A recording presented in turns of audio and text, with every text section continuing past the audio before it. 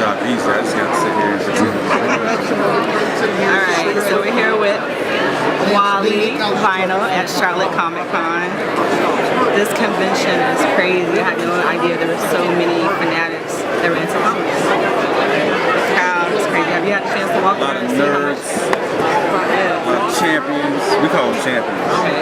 If you're like high level into something, we don't call it nerdism anymore. We say you're a champion. You've made it to a champion state. Comic champions, like that. Video game champions, video game champions. Anything that would normally be nerdism, we call it championism. In the hallways, a lot of crazy costumes. Wasn't expecting to see so much dope variety. This is another good thing. I'm glad to see the diversity happening. You know,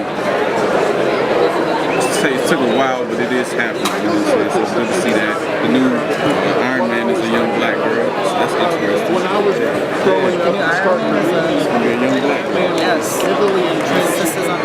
Black Panther was inspired by a combination of things, but the number one thing that kicked it off was I used to live in Noda in the Mills. When it was North Davidson, the Arts District. Right. Now it's changed the dynamics quite a bit. And the city came and pretty much took over our building. And they moved everybody out on some. Now the building's an historic building, mostly brick, a little wood, but it's petrified wood. It's wood that really you don't have to worry about no damage happening. It's always termites when destroying the building. Right? I think it was probably something else. Monster developers. Termites, right?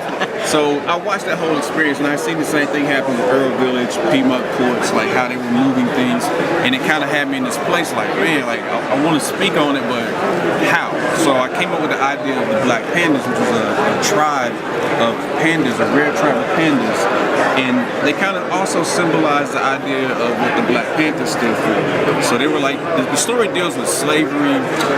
It deals with basically somebody foreseeing what could be a great thing, trying to stop it.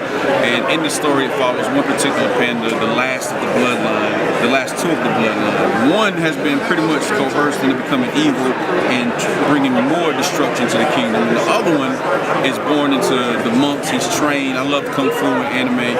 So he's trained and taught the ways of the original tribe. His job becomes to try and rebalance everything that's been happening. But it all started from getting moved out of the building thanks to the actions of the city of Charlotte, and that spawned this book. And I cover those topics, but I don't make it like preachy. I put it in there, and certain people catch it, some people don't. A lot of symbolism with certain things that they're doing, but it also has a lot of, I love pandas, and it has I love anime, kung fu, so all that stuff ties in there as well. Well, yeah, we definitely need to hear stories like that, so I'm glad you were able to tell me that story today, because a lot of change is going on with the dynamics in the Arts District, and we need to hear stories like this and empower people to stick together and come together as communities and create and tell stories, express stories through art. And that's why we're here. If we take a look at we'll grab your comic here so we get a better view of it here. Yeah, so I mean, you know, Black Pandas, I guess it's a pretty cool logo, I don't know. But, you know, the general idea is the pandas in the book are reverse coloring, you know, where the black patches are on the normal panda that is white, and where the white patches are is black. And I did this book in black and white to pay homage to old mangas and the way that those books were done in black and white. So he's doing like some kind of super freaky dance right there.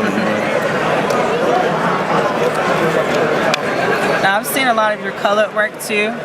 I've been following you on Facebook and social media for years now, so I've seen your work progress. So that's one of the main reasons why I was excited to finally get up and follow up with you and catch you.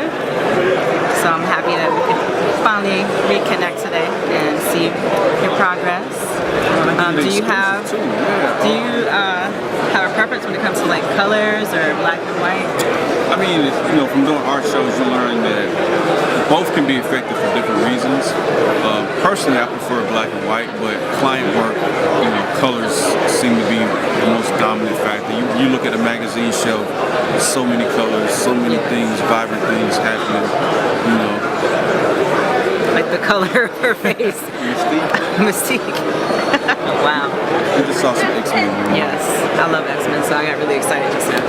but God City might be doing a reunion slash anniversary thing next year. We're trying to see how that goes. well, I'm gonna keep my fingers crossed that that comes together, and you'll keep me posted about that too. Definitely will. And for the people in Charlotte, God City is an organization we started years ago, and the word God isn't because we're super religious and spiritual, even though we are spiritual. 704 area code in Charlotte. G is the 7th letter in the alphabet. The 0 and the O are congruent or complete cipher, and D is the 4th letter in the alphabet. So the 704 area code is why we call it God. Tell us what else you've been up to. You know, I travel a lot, do a lot of shows out of town. Done work for Nike, Archie Comics, a few film projects. I don't know, a lot of stuff.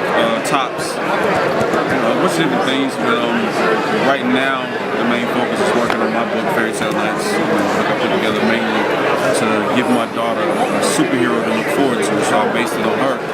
She came to me like, Dad, I like these characters, but I don't see nothing that look like me. Right. And I'm like, well, as an artist and a creator, I can do something about it. I don't have to wait for somebody else to do that. I can do that and give her something to aspire to. So, yeah, you know, stay pretty busy. Illustration, storyboard.